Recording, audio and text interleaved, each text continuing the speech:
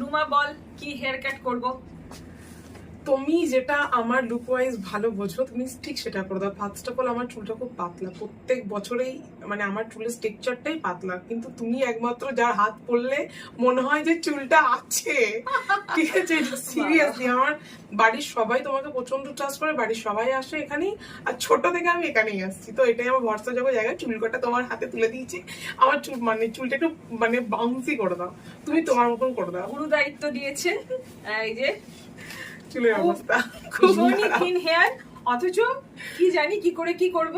আমি কিন্তু ওই তোমায় করতে হবে। করে দেব, কিন্তু হয়তো একটু ব্লো ড্রাই করব, কিন্তু ওই দুনিয়ার এজেন্ট দিয়ে ওইভাবে অনেক জায়গায় অনেক কিছু দেখেছি বাবা, কোথাও পোষাবে না। এটা একদম অনেস্ট জায়গা, ঠিক আছে, অনেস্ট থাকে, চুলটা খুব ভালো থাকে।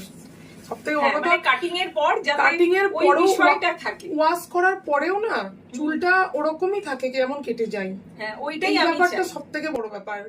ডান। ভীষণ তাড়াতাড়ি করেছি।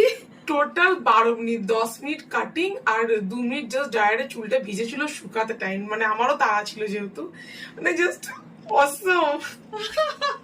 খুশি তো? প্রচন্ড। এই যে বাউন্সিটা কোনো, এটা জাস্ট অসম। আমি কিছু দিয়েছি এখনো অব্দি চুলটা আঁচড়ানো হয়নি।